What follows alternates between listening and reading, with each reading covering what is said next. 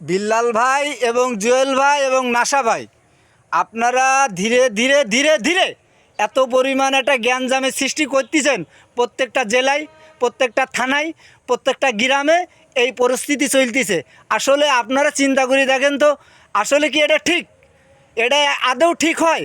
কেননা দেশের যে পরিস্থিতি, তার ভিতরে আপনারা আরেক পরিস্থিতি সৃষ্টি করতেছেন। আসলে যে ভালো কাজ করতেছে তার করতে দেন, নিজেরা পারলে করেন, না পারলে ছেড়ে দেন। কিন্তু এইভাবে মানুষের খেপাই রক্তারক্তি শুরু করেন না। নাসা ভাই যে অস্ত্রটা সেদিন বের করলো, আপনার বিবেচনায় বলেন, রাগের মাথায় যদি একটা দুর্ঘটনা ঘটিয়ে দিত, হতেই তো পারে। হতে কতক্ষণ?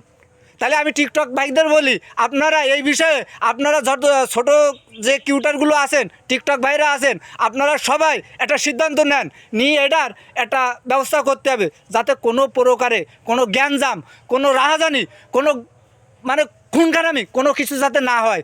না হলে এই লাইনটা একেবারে বন্ধ করে দিতে হবে। এই দুটোর ভিতরে একটা কিছু আপনারা ডিসিশন নেন, এটা আমার মন থেকে বলতেছি। নাহলে আপনারা চিন্তা করেন, ভবিষ্যতে অনেক বড় ক্ষতি হয়ে যাবে, অনেক বড় ক্ষতি হবে।